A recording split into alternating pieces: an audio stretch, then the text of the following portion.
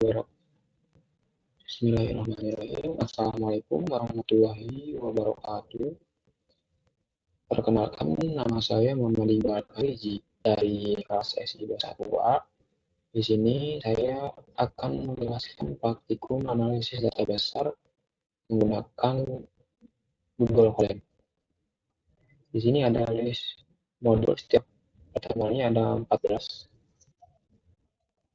Yang pertama ada operating in Python, yang kedua ada input output, yang ketiga ada eksplorasi data, yang kelima ada collecting data, yang kelima ada collecting data continue, yang keenam ada exporting dan importing, yang ketujuh ada data processing, yang kedelapan ada modeling collected data, yang kesembilan ada descriptive statistik, yang ke-10 ada clustering, yang ke-11 ada klasifikasi, yang ke-12 ada visualisasi, pandas, dan profil, yang ke-13 ada visualisasi menggunakan Signal, yang ke-14 ada proyek Big Data Analysis. Oke, kita mulai dari yang pertama dulu.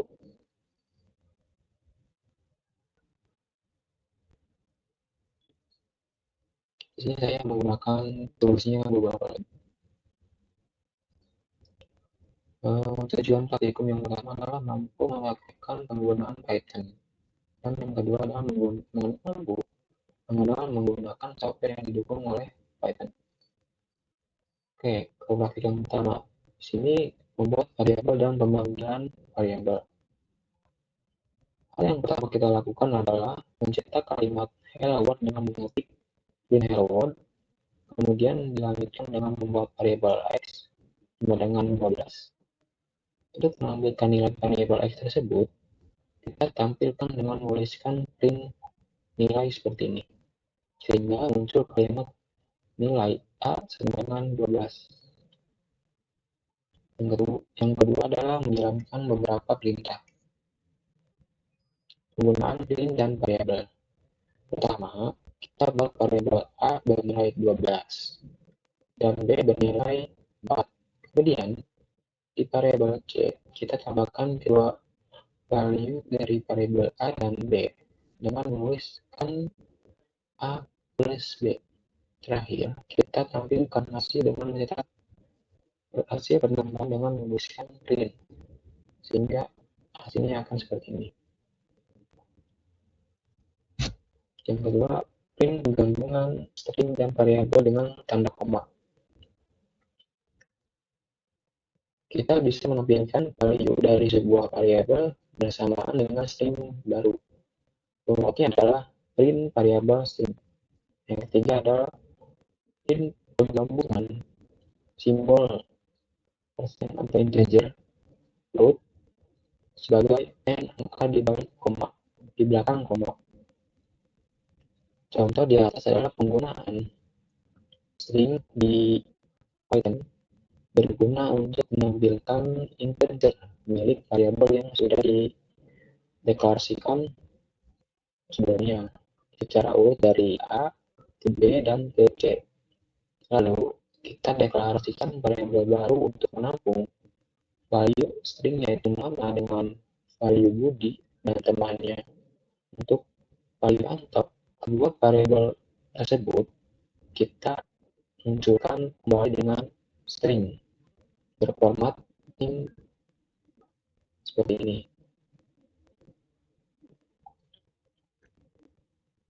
Selanjutnya kita akan menjalankan operator aritmatika.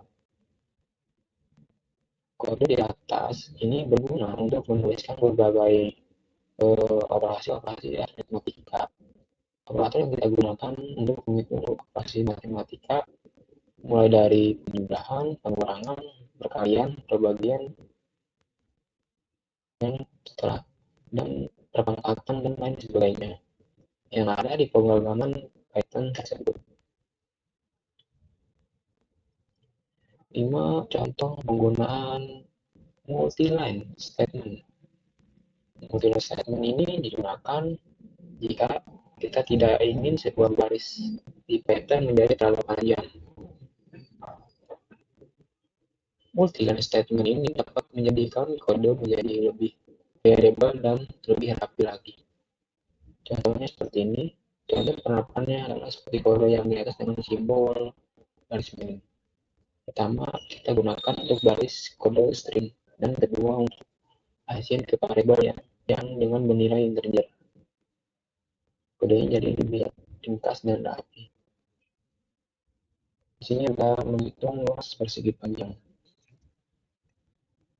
Di sini program di atas pertama kita menggunakan ret sebagai kunci yang digunakan untuk menyatakan suatu fungsi.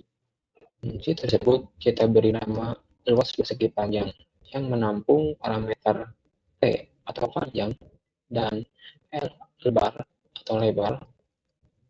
Kemudian parameter tersebut kita assign ke variabel X dengan rumus luas persegi panjang kali lebar.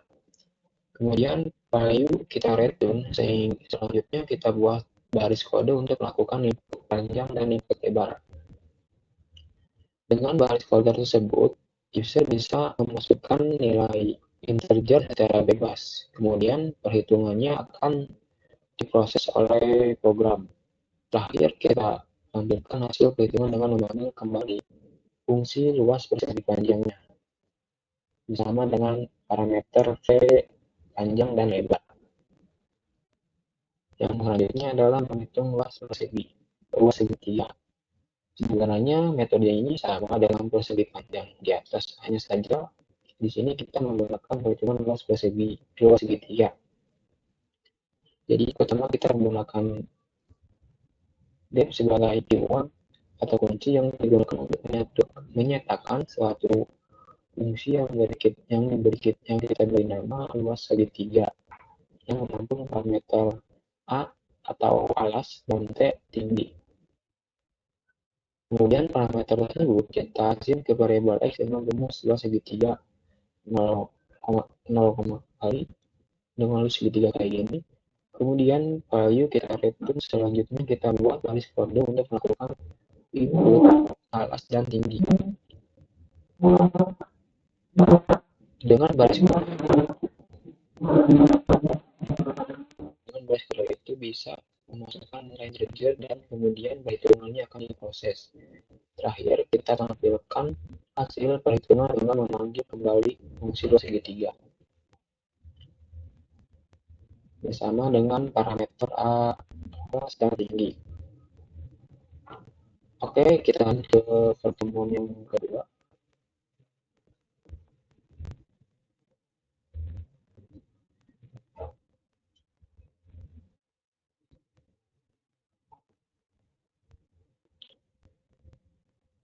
Pertemuan kedua ini tujuannya mampu memahami dan mempraktikkan input-output menggunakan Python, mengenal dan menggunakan software yang didukung oleh Python. Yang kedua, mampu memahami menggunakan tipe data dan variabel dalam Python. Yang pertama adalah menggunakan fungsi input. Fungsi input di sini adalah memungkinkan pengguna untuk memasukkan nilai value ke dalam program. Di program tersebut, user bisa melakukan input data nama, misalnya memasukkan nama Anda, umur, jurusan, IPK, kemudian setelah bisa memasukkan nilai tersebut, program akan langsung mencetak outputnya sesuai dengan nilai yang telah dimasukkan oleh user dengan menggunakan fungsi print.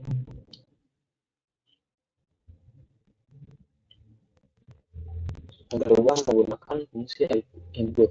Program di atas intinya masih sama dengan program nomor 1. Di program kedua ini, kita awali dengan mendeklarasikan variabel tanah, nanti akan menginput nilai tanah dengan tipe data integer yaitu dengan kode baris kode A, lalu diikuti dengan deklarasi B untuk input nilai kedua yang ditulis dengan baris kode B. Kemudian, nilai input dari kedua variabel tersebut kita kalikan dengan mendeklarasikan variabel baru bernama C yang berguna untuk mengalihkan nilai A dan B, yaitu dengan baris kode seperti ini. Terakhir, kita tampilkan output program dengan baris kode seperti ini. Selanjutnya menggunakan if else. program ini kita menggunakan seleksi kondisi untuk menyeleksi input yang dimasukkan oleh user. Pertama-tama kita masukkan nilai ke variabel dengan bilangan seperti ini. Setelah itu kita tulis pertama dengan if, yaitu if bilangan seperti ini, yang artinya jika nilai variabel dan bilangan habis dibagi 2, maka lalu kita tulis outputnya jika selesai tersebut bernilai true, yaitu dengan menampilkan bilangan yang merupakan bilangan genap. Jika seleksi if tersebut bernilai false, nilai tidak habis dibagi 2 atau ganjil, maka program akan menampilkan bilangan-bilangan merupakan bilangan ganjil. Selanjutnya menggunakan perulangan. Pertama, kita memasukkan nilai berupa string ke dalam variabel text. Lalu kita deklarasikan dua variabel baru dengan nilai 0 supaya saat perhitungannya nilai dimulai dari 0. Bernama misalnya jumlah huruf kapital ini. Lalu kita mulai perulangan dengan menuliskan format seperti ini, yang artinya loop G dilakukan di range inputan yang tadi sudah dimasukkan user.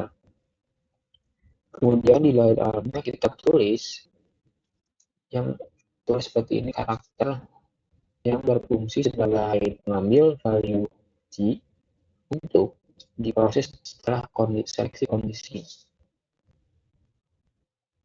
Seleksi pertama kita menggunakan if, yaitu fungsi async berguna untuk mengambil data huruf kapital, yang artinya jika nilai karakter adalah huruf kapital, maka kemudian dilanjutkan dengan menambahkan perhitungan besar 1 ke dalam variabel.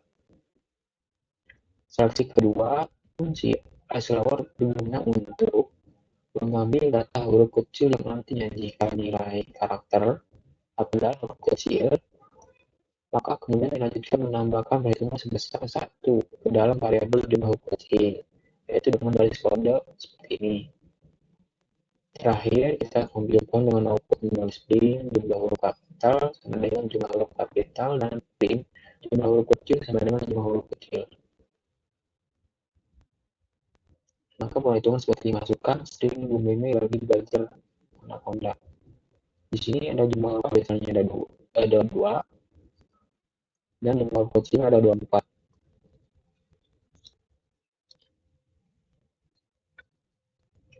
Program di atas adalah sebuah untuk menghitung luas lingkaran. Pertama kita masukkan input dari bertipe data upload dan ke dalam variabel dari berbaris kode seperti ini. Lalu kita buat variabel luas yang menampung perhitungan luas lingkaran, yaitu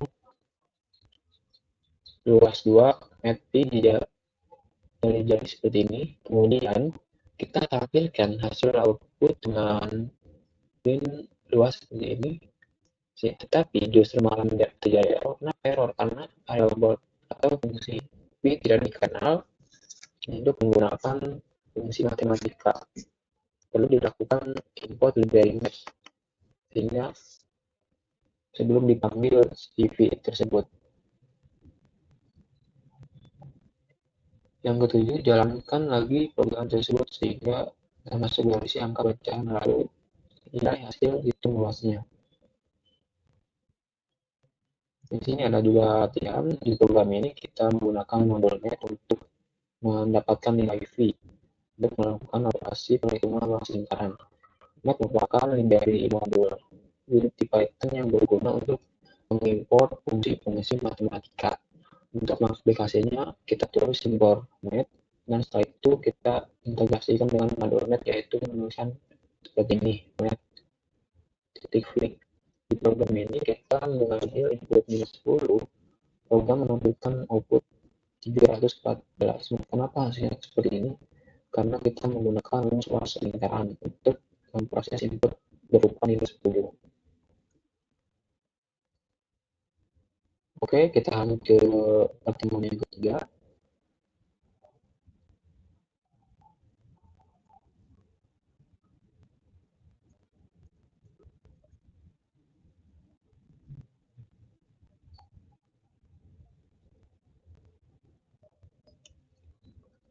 Pertemuan ketiga tujuannya adalah mampu menampilkan data menggunakan library di Python. Satu, menggunakan fungsi plotting pada data atau subkoordinat. Di sini saya udah mengeram konten-konten yang ada di folder saya dan sudah memasukkan data-data yang tadi ada seperti sorry seperti data insuran, data 13 CSP ke dalam ini. Nah, di sini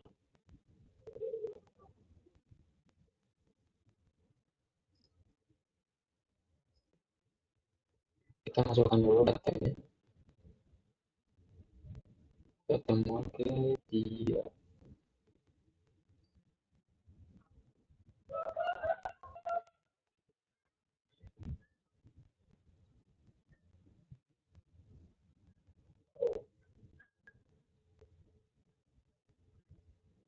Nah, ini data langsung di sini. Kita klik OK. Selanjutnya kita masukin data insuran untuk menjalankan program tersebut. Nah, oke, kita lanjut ke penjelasannya. Sebelum kita menulis kode di atas, pertama-tama kita harus melakukan input Matplotlib. Adalah library yang paling sering digunakan untuk oleh para data scientist karena dapat digunakan untuk memvisualisasikan data dalam bentuk berdimensi atau tiga dimensi. Pada kode di atas kita integrasikan Matplotlib dengan Python dengan menulis Matplotlib. Baris kode tersebut berfungsi untuk mengimport sebuah koleksi berisi fungsi-fungsi yang membuat Matplotlib bekerja sama dengan MATLAB. Setiap fungsi Python berguna untuk membuat perubahan pada setiap figur, misalnya membuat figur, membuat area plotting di dalam sebuah figur, menambahkan garis pada area plotting, mendekorasi plot dengan label, dan lain-lain. Baris kode tersebut kita deklarasikan dengan nama plot. Setelah itu kita integrasikan plot dengan metode axis dengan menggunakan seperti ini kodeannya. Kegunaan dari metode tersebut adalah untuk mengatur limit X dan Y dan menempatkan list yang memiliki struktur spesifik seperti Xmin, Xmax, Ymin, dan Ymax. Mengambilkan data koordinat untuk seperti ini. Gunakan koordinat karena di atas ini mengambilkan data koordinat data seperti ini dengan fungsi plot dengan kode seperti ini. Di plot adalah fungsi untuk menampilkan menggambarkan titik poin seperti ini pada sebuah diagram. Pada kode di atas seperti grid specs yang digunakan untuk menampilkan geometri pada sebuah grid, menempatkan sebuah subplot lalu menampilkan grafik bisa kita gunakan seperti baris kode plot show.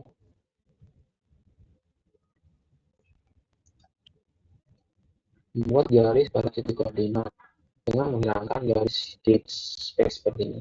Jadi di sini menjadi template seperti ini. Pada kode di atas kita menghilangkan garis spek sehingga secara otomatis kita menghilangkan titik sekian tadi untuk menentukan geometri pada sebuah grid. Menempatkan sebuah subplot sebagai gantinya bahkan akan menampilkan garis sesuai dengan koordinat pada kode yang dituliskan. Nah, garis versinya akan seperti ini. Nah, tadinya jadi kecil-kecil akan jadi seperti ini.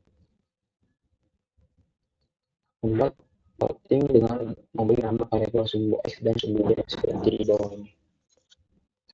Pada kode data kita menamakan nama pada sisi X dan sisi Y. Pada sisi X kita beri nama aktual defect dan kita beri nama sisi Y dengan estimasi defect. Estimate defect. Untuk melakukan itu kita menggunakan fungsi label seperti ini. Kedua fungsi tersebut merupakan metode dalam modul default dengan library Matplotlib yang berguna untuk mengatur label untuk axis dan y-axis. Selanjutnya adalah manajemen data file CSV. Menampilkan data, buatkan data seperti ini. Di sini saya ada data yang random. Data tersebut kita masukkan ke file Excel dalam dokumen 13 baris. kita file save file CSV atau file koma seperti invalid adalah sebuah file teks yang berisi angka dan huruf saja, bersifat menyusun dan terkandung di dalamnya. Penjelasannya mendefinisikan library yang kita gunakan data disimpan dengan nama file data. Di sini kan saya sudah memasukkan data dalam folder ini.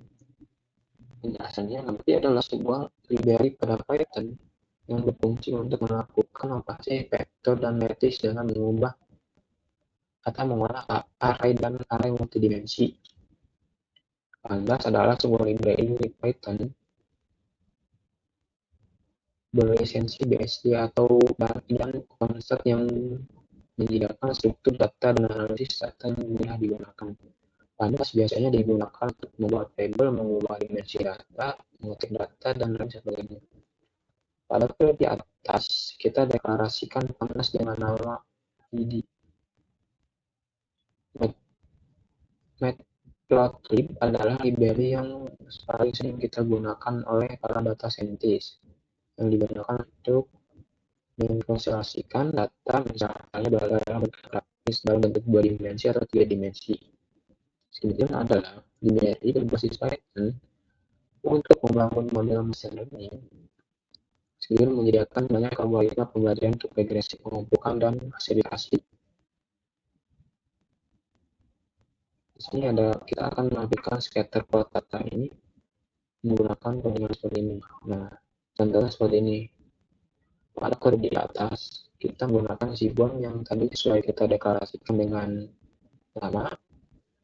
Dengan SMS kita gunakan scatter plot yang gunanya adalah untuk menampilkan sebuah diagram yang dimana setiap value di dataset direpresentasikan dengan tanda titik berwarna biru. Pada diagram tersebut, ada dua yang kita ambil dan kita tampilkan dalam data set insurance. Ini yang tadi saya sudah masukkan, yaitu data BMI pada data asumsi CX dan data change pada CY. BMI sendiri adalah sebuah pendekatan body mass index yang berarti sebuah perkiraan lemak pada tubuh berdasarkan tinggi berat badan laki-laki dan perempuan dewasa.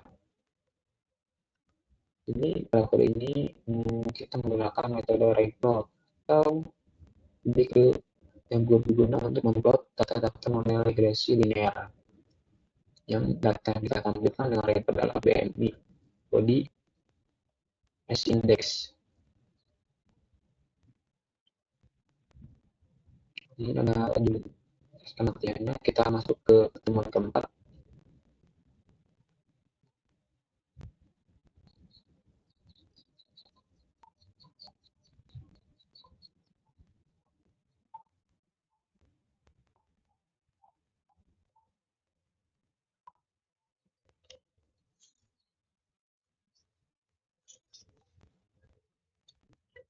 Di sini saya melakukan crawling data untuk menyepuring rangka hanya untuk tujuan PWI. Tujuannya adalah melakukan crawling scraping data menggunakan fitur scraper. Sama-sama kita lakukan klik on atas link sini. Kami sebuah perintah untuk membuat aliran repository lokal yang kita masuk ke directory itu dengan perintah seperti ini. Kemudian kita lakukan penginstalan dengan perintah seperti ini. Lumayan banyak juga ya di sini programnya.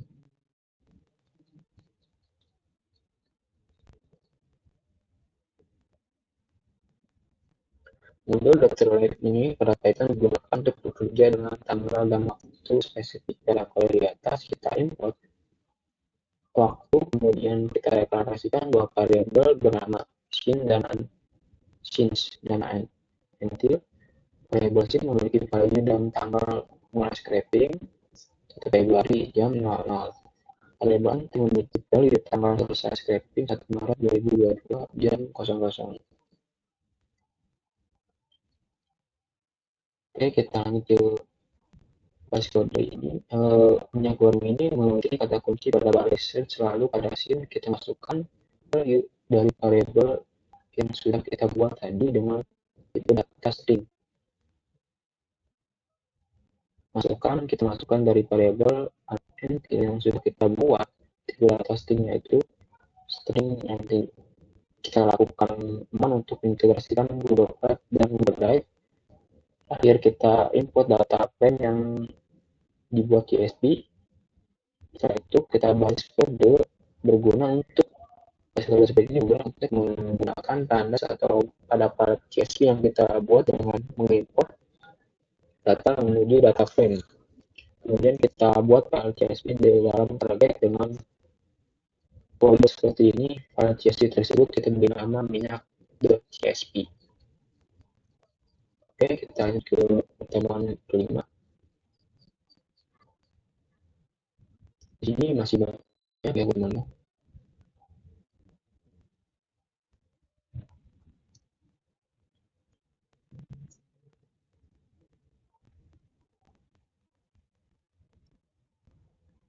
Di pertemuan kelima ini ada collecting data.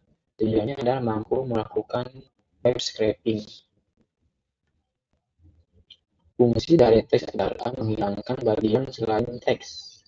Nah, di sini ada teks nih yang ada di file HTML tersebut, sehingga hanya memisahkan teks dan bagian kosong yang terletak pada sebelum dan setelah pada teks. Fungsi strip dalam memotong menghilangkan bagian kosong tersebut, sehingga yang tersisa hanya teks tanpa bagian.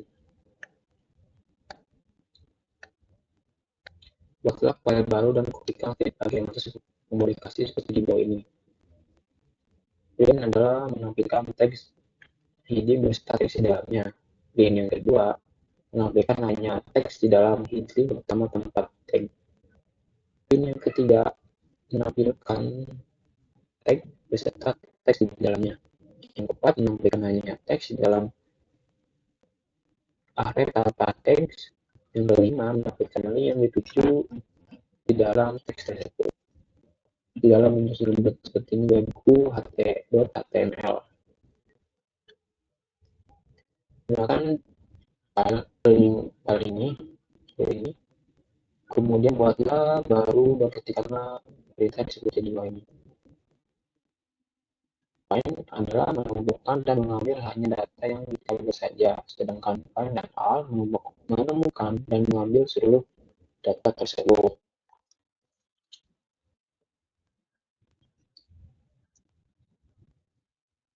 Selanjutnya kita buat file baru dan ketika shift berikut ini masih menggunakan file yang web.html, kita memasukkan script dari di kelas 2 dengan deklarasi variabel dan cetak value, yaitu dengan baris kode seperti ini.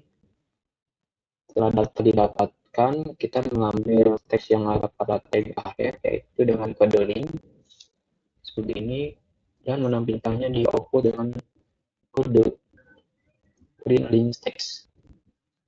Lalu kita mengambil seluruh teks pada seluruh paragraf dengan kode seperti ini, kemudian kita lakukan perulangan supaya tampilannya rapi dan terurut, yaitu dengan format kode seperti ini. Lalu di dalamnya perulangan tersebut kita tampilkan dengan teks kedua, kita ambil dari data di kelas 1 dengan baris kode. Kemudian kita ambil semua paragraf dalam di kelas dengan kode seperti ini, lalu kita lakukan perulangan sekaligus menampilkan teks paragraf dengan kode seperti ini. Ini adalah hasil output dari kolom yang di atas.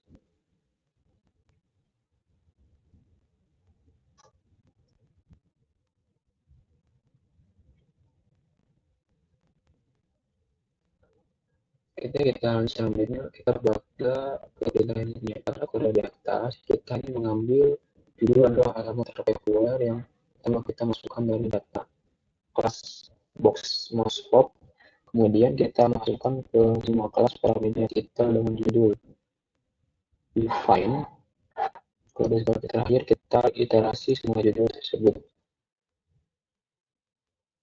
Nah, ini adalah contoh scripting data online shop. Pertama kita install dulu, terus kita import emailnya. Sejarah garis besar proses menyangkut 4 hal.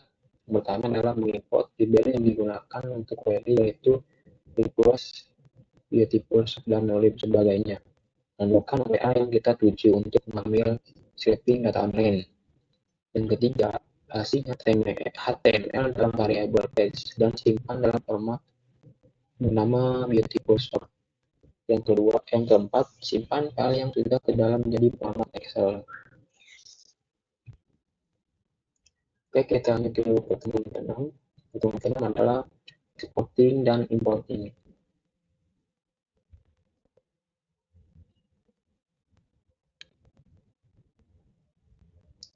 Di sini kita langsung ke sini.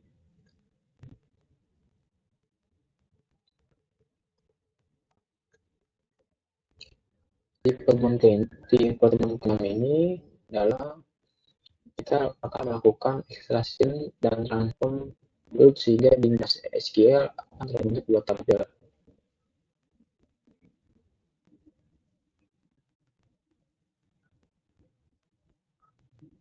Kita buka dulu teman-teman.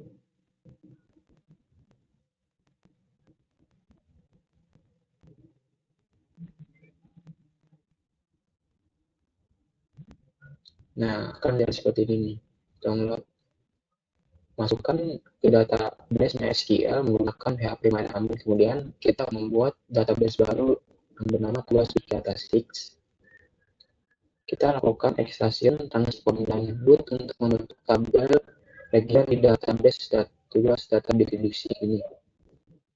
Pada kode tersebut, kita menghubungkan kode dengan database Databricks yang sudah saya buat tadi di PHP admin dengan kode seperti ini.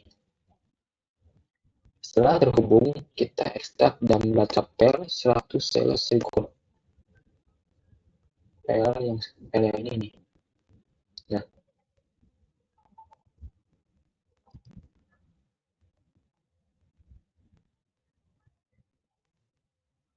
kemudian kita transfer dengan hanya mengambil data di kolom region dan negaranya. Dengan filter terakhir, kita load ke data MySQL. Nah, tampilan di database ini jika berhasil akan seperti ini. Region dan negaranya. Yang keempat, kita lakukan extraction, transform, dan boot untuk membentuk tabel sales di database tugas di Databricks. Pada kode tersebut, kita koneksikan dengan database tugas di Databricks di PHP MyAdmin dengan kode seperti ini. Dan untuk setelah terhubung, kita ekstrak baca file 100 MB, kemudian kita transfer mengambil data tersebut region dan filter. Tampilan di PHP admin bisa berhasil seperti ini. Seperti di contoh video ini. Setelah membuat yang tadi, kita akan membuat script melakukan query dari tabel bentukan tersebut seperti ini dan menampilkan total profit di setiap regionnya.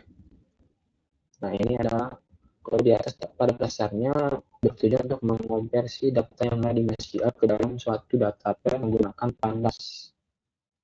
Nah, ini ada kode profit di setiap regionnya. Oke, kita lanjut ke pertemuan ke 7.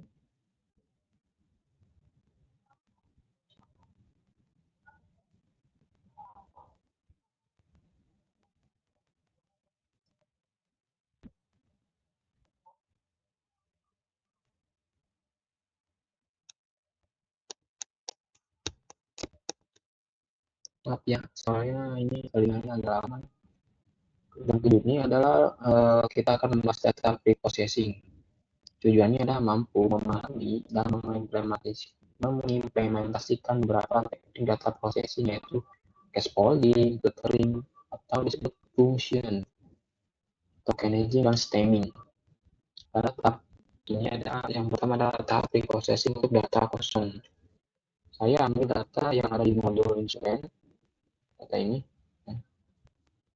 tampilkan seluruh data instrumen dan semua data tidak ada CSV. Nah, data yang outputnya akan seperti ini. Data yang sudah di atas tersebut ada missing file atau data kosong yang ditandai dengan none, dan beberapa kolom atribut. Data ini akan menjadi masalah besar dalam pengolahan apabila cuma missing data banyak sekali. Seperti ini, data. Nah, ini data yang kosong. Setelah itu, kita akan melakukan pengolahan data. Sebaiknya dilakukan dengan mengecekkan data yang berada tadi pada dataset yang kita miliki dengan codingan input seperti ini. Kalau ini akan mengecek data yang missing tadi. Dari output di atas menunjukkan bahwa pada kolom sec atau BMI, children masing-masing terdapat data missing value dan data pada kolom region terdapat dua kolom data missing value. Jadi kita akan memanggil data nama data CSV, data 3 dan CSV. Nah, ini adalah data-data yang missing tadi. Di data bab 3 CSV tadi kan ini insurance. Sekarang ada data bab 3 CSV. Yang ketiga adalah memberi data untuk memberi tanda untuk data yang kosong tadi menggunakan kita memberi data yang kosong.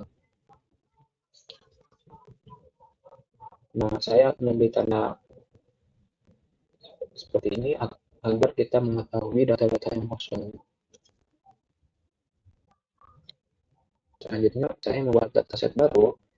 Data yang ditulis 0 atau dalam proses pengolahan data akan menjadi masalah apabila tersebut jumlahnya terlalu besar. Untuk mengatasi hal ini, dalam tahap preprocessing, data-data kosong dapat diisi dengan nilai estimasi sesuai ukuran dan besar data. Misalkan nilainya rata-rata. Lihat data kedua dan keenam, nilai yang berwarna diganti jadi nilai rata-rata pada variabel berat. Kedua, nah ini diganti menjadi nilai rata berat, yang keenam diganti menjadi nilai rata berat. Implementasi yang selanjutnya implementasi scaffolding, filtering, packaging, assembling ketika. Nah, ini akan sangat berguna pada data preprocessing ya. Di sini saya install dulu, terus kode natural language text preprocessing. Ini bimbingannya lumayan agak panjang ya. Nah, penjelasannya adalah maksud dari fungsi metode-metode yang digunakan dalam laporan tersebut. Scaffolding adalah mengkonversi keseluruhan teks dalam dokumen menjadi suatu bentuk standar. Biasanya huruf kecil atau huruf lowercase. Yang kedua adalah filtering, mengambil kata-kata penting dari hasil token yang bisa menggunakan algoritma stopis, membuang kata kurang penting atau worklist menyimpan kata penting. Selanjutnya ada stemming. Stemming memperkecil jumlah indeks yang berbeda dari suatu dokumen dan juga untuk mengelompokkan kata-kata lain yang memiliki kata dasar dan arti yang serupa, namun memiliki bentuk atau form yang berbeda karena mendapatkan imbuhan yang berbeda. Autocleansing tahap pemotongan string input berdasarkan tiap kata yang menyusunnya. Tokenisasi secara garis besar memecah sekumpulan karakter dalam satu teks dalam satuan kata. Oke, kita lanjut ke pertemuan ke-8.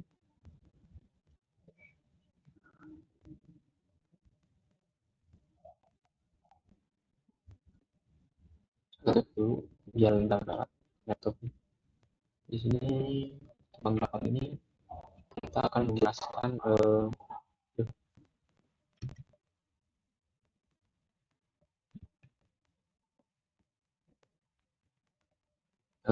modeling predictive data. Tujuannya adalah mampu memahami dan mengimplementasikan teknik reduksi data menggunakan simple komponen analisis. Yang pertama, kita akan mengelola data menjadi data cleanser. Terdapat sebanyak 569 dengan 30 fitur atau atribut. Pada dasarnya yang kita lakukan adalah mengimport sebuah dataset dari link tersebut. Pada kode tersebut kita menghitung banyak data dan banyak atribut dengan fungsi set. Yang kedua adalah menambah satu atribut sebagai target dengan coding di bawah ini. Pada praktik di atas, kita membuat label dengan baris kode seperti ini dan mengecek set yang menuliskan kode. Kemudian dengan nanti kita mengset untuk mengconcatenate dengan supaya kita bisa membuat data frame yang memiliki data dan label. Hal ini bisa dilakukan dengan menuliskan baris kode seperti ini, label. Setelah berhasil di setting label kita akan melakukan concatenate data pada label data kedua yang berarti save final pada array yang berubah menjadi 569 kali plus x31. Untuk melakukan concatenate tersebut, kita bisa langsung menuliskan baris kode seperti ini. Yang ketiga adalah menampilkan fitur dataset. Ini data-data yang sudah ditampilkan yang berbentuk seperti ini. Pada kode di atas, kita mengimport pandas untuk membuat data frame atau data final untuk menampilkan data dalam bentuk tabular. Kemudian kita tampilkan fitur dataset dengan menuliskan baris kode ini. Selanjutnya kita akan menampilkan isi dataset dengan 31 fitur tambahan dari yang diberi nama label. Bisa kita lihat di array fitur di bawah tidak ada field label, maka dari itu kita harus menambahkan field label secara manual ke dalam array dengan fitur menuliskan kode seperti ini. Setelah itu kita masukkan nama ke data frame, nama kolom ke data frame dengan baris kode ini, kemudian kita cetak satu baris dataset pertama.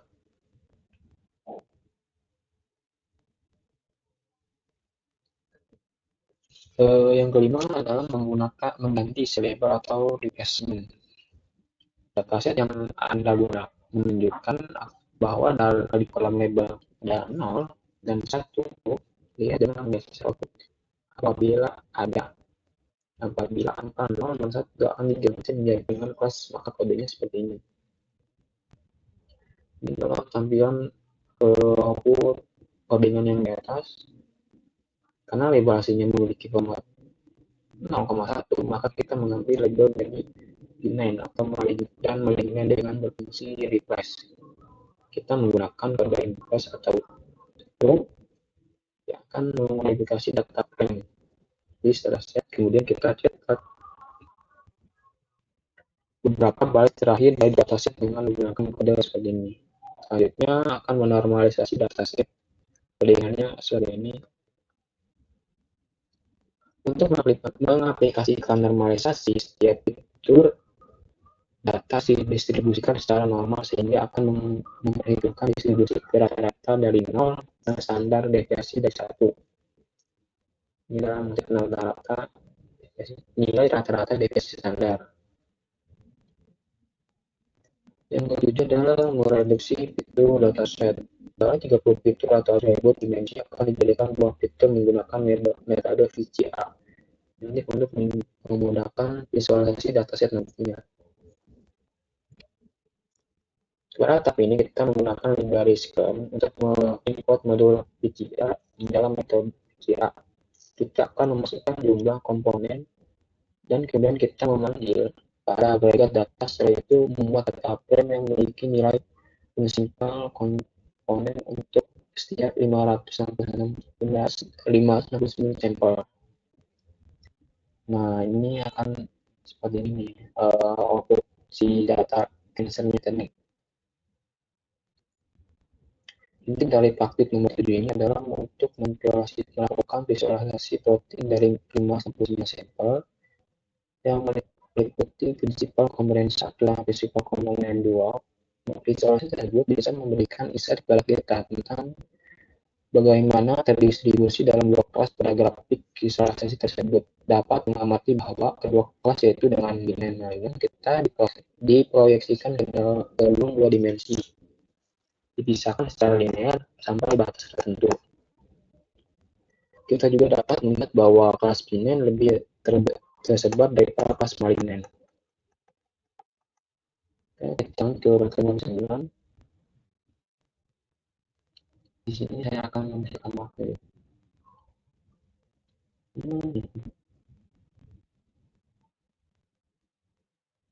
Mungkin nanti ya videonya agak panjang, soalnya di sini materinya ada 14. Oke, pertemuan 9 adalah akan kita menjelaskan deskripsi statistik. Ini adalah membuat data CSV, ambil yang ini nih, data yang ini dimasukkan ke sini. Seperti yang awal-awal bisa tadi saya jelaskan. Yang kedua adalah memanipulasi data yang di atas. Lihat di mana data yang kolom atribut. Nah, seperti ini kalimatnya, menampilkan nama-nama variabel kolom seperti ini. Yang ketiga, menampilkan beberapa variabel kolom seperti data gender. Yang ketiga, menghitung ukuran pusat. Itu rata-rata satu variabel. Misalnya menghitung rata-rata untuk data tertentu setiap sebuah variabel, misal akan dihitung rata-rata variabel peak khusus untuk data pasien perempuan. Nah, ini untuk menghitung pasien perempuan seperti ini kewenangannya. Menghitung nilai medianya, mencetak nilai max dari min sebuah data, menampilkan nilai min dan max dari sebuah nilai variabel, menentukan ukuran sederhana data, menghitung nilai, misalnya menghitung nilai dari standar sebuah variabel dari dataset, lakukan edit coding pada paket yang pertama. Untuk mengambil dataset dengan menggunakan data frame yang kali ini untuk memudahkan pencarian nilai dari ukuran statistik deskriptif. Yang pertama kita mengimport dulu data CSV-nya. Terus kita akan melakukan setelah itu aku ucapkan seperti ini. Dan kita buat coding rumus DP standar. Nah, seperti ini. Misal kita akan mencari DP standar dari variabel P dengan cara membuat inisiasi variabel tersebut. Nah, setelah itu kita berikan fungsi deviasi standar yang sudah didefinisikan.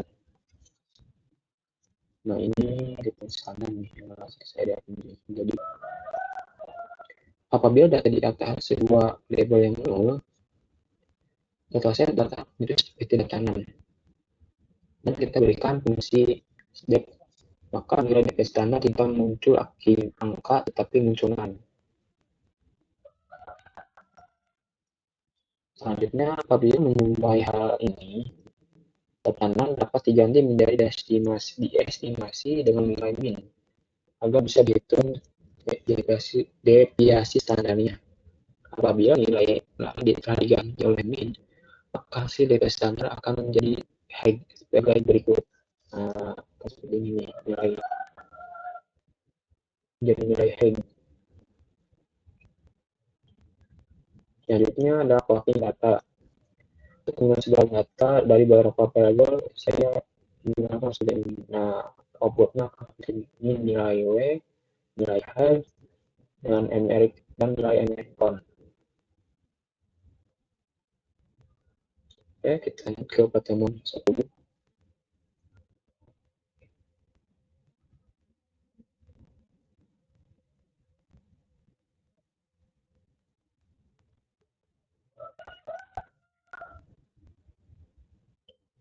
Di pertemuan 1 ini, kita akan membahas dengan pertemuan clustering, metode clustering. Mungkin dari kalian mungkin ada yang tahu metode clustering seperti apa. Tujuannya adalah mampu memahami dan mengimplementasikan metode teknik clustering menggunakan Python. Nah, di tujuan praktik ini adalah mampu mengimplementasikan teknik clustering menggunakan Python. Pakai yang pertama kita menggunakan dataset yang ada di sini. Nah, ini dengan mengimport dulu. Nah, hasilnya akan seperti outputnya. Sentral adalah jumlah cluster yang akan dibuat untuk dianalisis, sementara cluster standar adalah standar deviasi dari cluster yang nantinya semakin rendah standar deviasi, semakin tinggi data cluster yang diberikan. Di grafik tersebut, data dikelompokkan menjadi satu cluster saja dengan kode center 91 titik. Data juga terlihat sangat tersebar di setiap cluster tersebut menggunakan cluster standar sebesar 9.0. Yang pertama, saya akan menjelaskan algoritma kami. Sebelum kita melakukan pembuatan atau wajib ditentukan jumlah cluster tersebut terbaik dari jumlah data iterasi yang akan kita gunakan. Salah satu metode untuk menentukan nilai optimum jumlah cluster dapat digunakan menggunakan elbow metode. Nah, seperti ini dengan menggunakan output seperti ini. Ada beberapa metode untuk memilih yang bergantung pada domain knowledge dan aturan-aturan praktis. Elbow metode ini merupakan salah satu metode robust yang digunakan untuk mengetahui jumlah cluster yang optimal.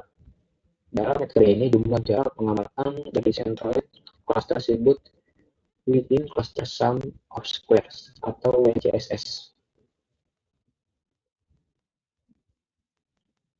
Tersebut akan memasukkan algoritma kami setelah kita menghitung jumlah kuadrat dalam cluster untuk kemudian ditambah ke dalam list WCSS huruf I di atas antara angka 1 sampai 10. Dalam metode ini adalah metode inisiasi random. Dalam baris kode tersebut kita memiliki kode kami, lalu adalah parameter berisi jumlah maksimum iterasi yang Anda temukan untuk menemukan cluster terakhir ketika algoritma kami sedang berjalan. Kita masukkan nilai dari bawah 300 ke dalam parameter max atau iter tersebut. Parameter selanjutnya adalah n yang merupakan berupa kali algoritma kami yang akan dijalankan dengan inisial centroid yang berbeda. Lalu kita tampilkan dengan grafik plot yang menghasilkan interpretasi pada grafik di atas yang mengatakan bahwa jumlah cluster terbaik adalah 2. Nah, ini adalah kita akan menggunakan selanjutnya kita akan mengarah ke cluster ini. Kodenya seperti ini. Kita akan melakukan casting untuk variabel kedua, basic, dan variabel ketiga fix. Jadi kita beri nama variabel x dan data kita berubah dalam bentuk array. Nah, data yang di atas akan diubah seperti ini dalam bentuk array. Cuma data cuma 40 dengan dua variabel kolom 2 dan 3. Dan selanjutnya kita akan buat dendrogramnya. Nah, dendrogramnya seperti ini. Selanjutnya kita akan menggunakan notasi Stenok untuk menampilkan semua sampel milik kategori sebagai warna tertentu akan ditampilkan blok cluster dari data di atas. Kodenya seperti ini. Nah, ini plot scatter ya. Nah, yang warnanya yang warna biru. Oke, kita lanjut ke pertemuan 11.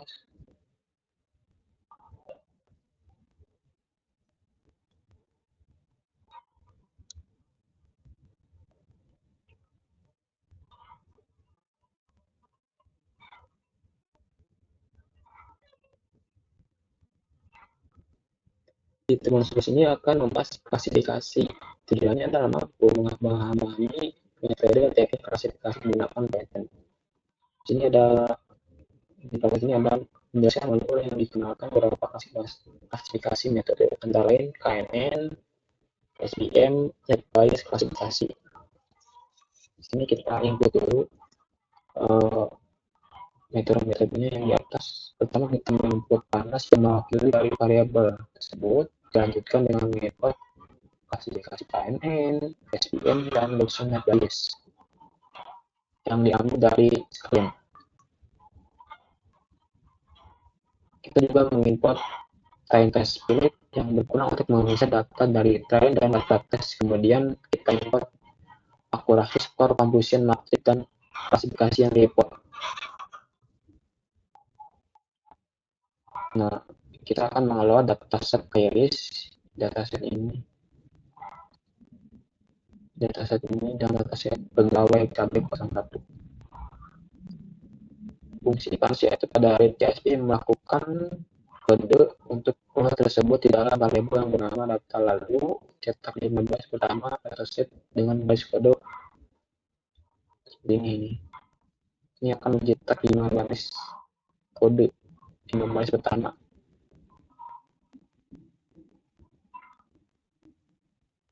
Satu, 2, 3, 4, 5 ini. Selanjutnya terdapat 6 fitur kalau menekan kita drop satu fitur, yaitu ID. Nah, ID ini akan di-drop, akan hilang. Variabel kalau ID dapat pengaruh terhadap spesies. Maka dari itu kita drop kolom tersebut supaya dataset terlihat lebih clean. Kita gunakan fungsi untuk menghilangkan kolom ID beserta isi-isinya. Nah, ini adalah kode untuk menghilangkan drop ID. Kita buat variabel i terdiri dari 4 fitur. Di atas dari variabelnya menambahkan kelas atau target yaitu spesies. Coding pembagian variabelnya ada di bawah semua. Dan komponennya akan berbentuk array. Nah, ini dari dataset di atas akan dibagi menjadi data train dan data testing dengan menggunakan modul train test split. Agar dapat membagi data train dan data test berdasarkan rancangan kita, data train akan kita pakai sebanyak 80% dan testing 20% setelah menjalankan kode di bawah seperti ini. Ini adalah output kode yang di atas. Terus kita akan membandingkan dua klasifikasi yaitu SPM dan KNN. Ini adalah kode untuk membagikan antara dua metode yaitu SPM dan KNN. Setelah itu kita definisikan, selanjutnya akan kita lakukan prediksi dan hasil pengambilan di atas dan kita hitung koefisien matiknya. Nah, akan seperti ini. Dari dua metode di atas, ternyata KNN mempunyai hasil yang lebih baik dibanding SPM atau super metode masing.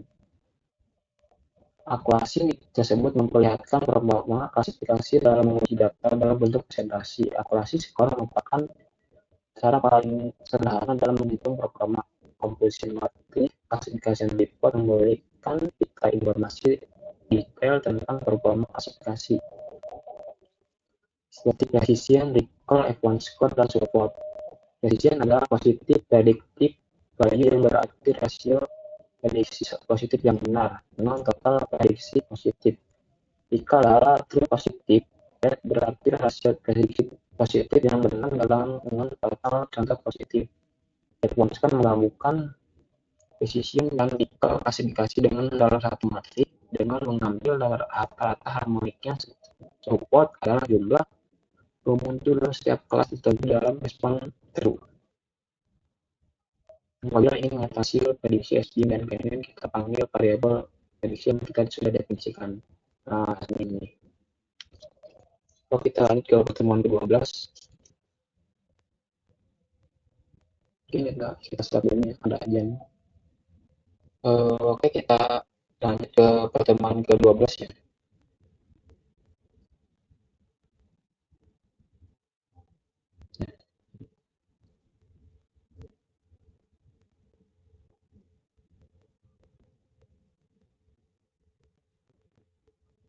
Di pertemuan 12 ini akan menjelaskan visualisasi pandang dan Pauli, mampu memahami dan manipulasikan hasil analisis data menggunakan pattern. Yang pertama adalah buka data iris CSV. Akan kita lakukan visualisasi untuk dua variabel tersebut dari data iris CSV. Yang kedua, kita letakkan di bawah ini dengan tulisan dalam satu sel. Nah, seperti ini codingannya. Nah, ini nih contoh output dari kode yang di atas. SPC linear kan, linear SPC ini. Garis kode di atas merupakan perbandingan antara beberapa klasifikasi SPM linear pada proyeksi dua dimensi dari data iris set. Pada klasifikasi ini, kita hanya mengambil dua kolom saja, yaitu cephalin dan cephalwidth. Kode di atas menunjukkan cara untuk melakukan plot gradation progress untuk 4 SPM klasifikasi dengan panel tersebut.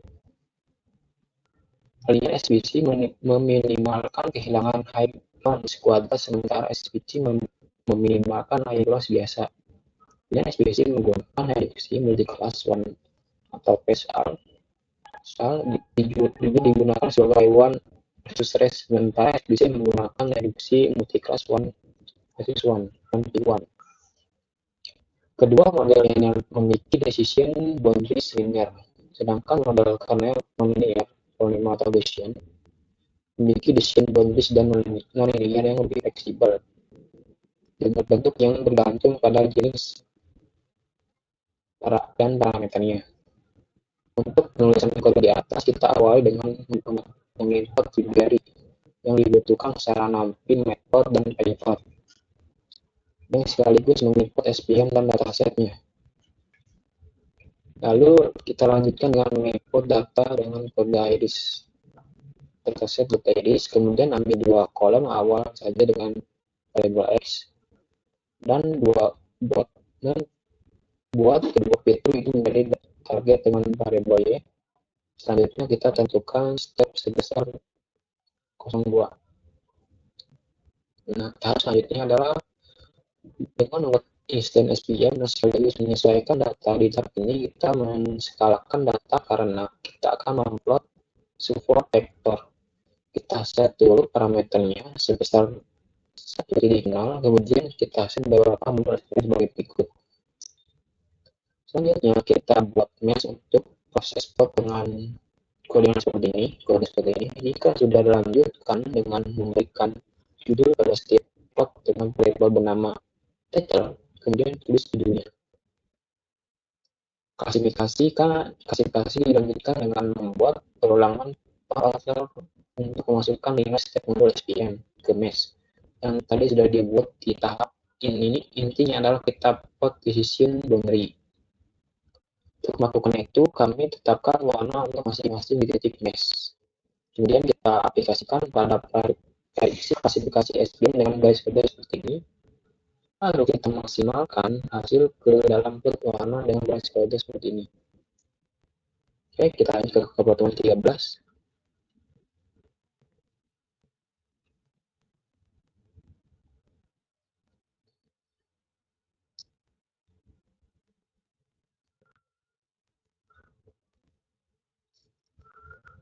Di tematik 13 ini akan memvisualisasikan menggunakan Seaborn. Yang pertama adalah tujuannya mampu memahami dan memvisualisasikan hasil analisis data menggunakan Seaborn. Yang kedua, mampu memahami penggunaan dan perbedaan Seaborn dengan library visualisasi dan data lainnya. Jadi pertama kita mengimport dulu library yang diperlukan. Yang kedua kita gunakan dataset dataset CSV yang telah kita buat pada modul-modul sebelumnya. Seperti ini keinginannya. Pertama kita deklarasikan variabel df untuk mewakili data frame. Kemudian di dalamnya kita gunakan fungsi panas untuk membaca dataset yaitu dengan kode seperti ini. Tampilkan 5 data teratas dari dataset tersebut.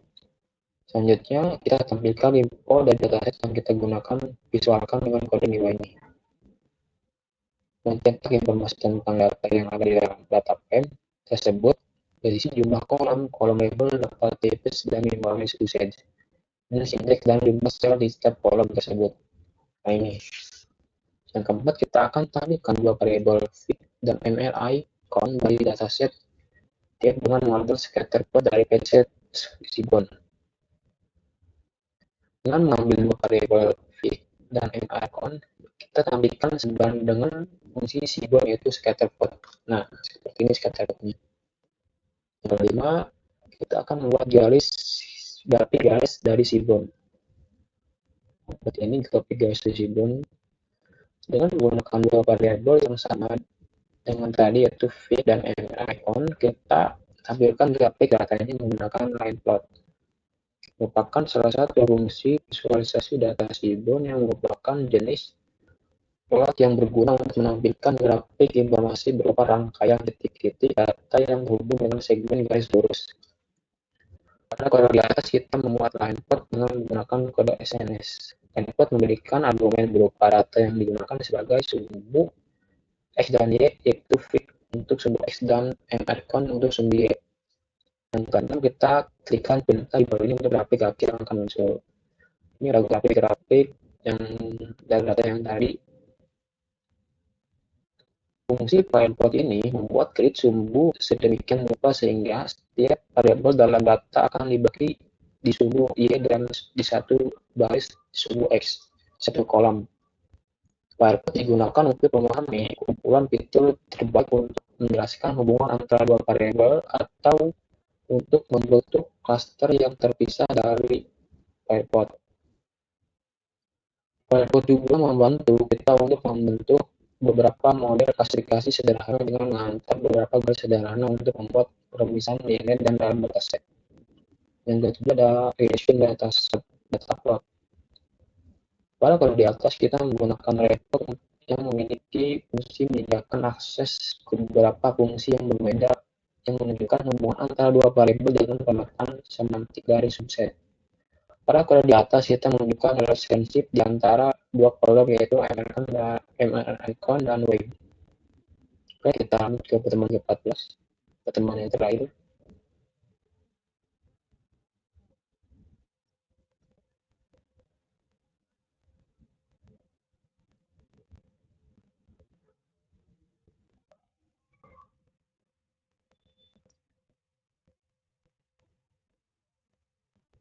Di kelas 14 ini kita akan melakukan scraping dan data analytic ya. Di sini saya sudah melakukan import data ini. Terus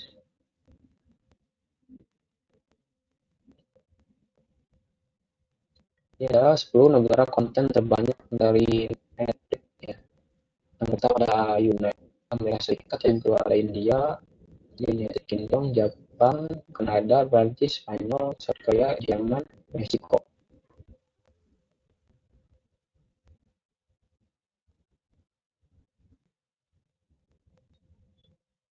Ini adalah contoh codingan untuk menampilkan beberapa negara tersebut.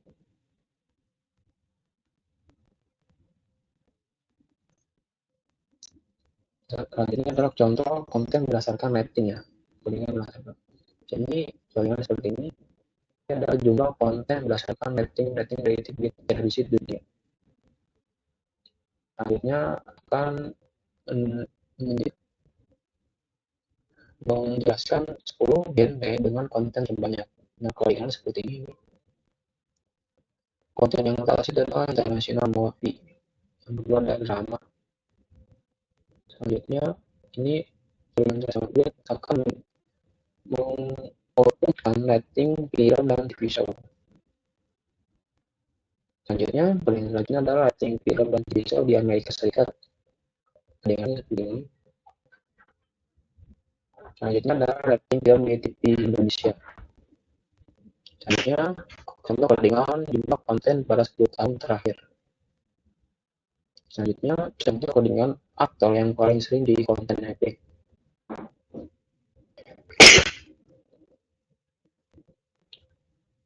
Selanjutnya, 5 durasi konten paling banyak. Contoh durasi konten paling banyak di Netflix ya. 1 season. Selanjutnya ada contoh codingan presentasi jenis konten yang terbesar adalah movie. Yang kedua ada television.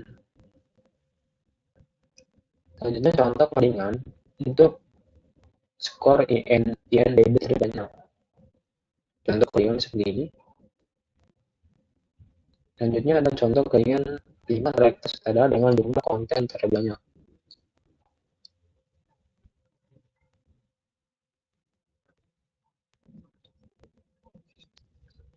Oke, terima kasih. Saya Muhammad Iqbal Farji. Assalamualaikum warahmatullahi wabarakatuh.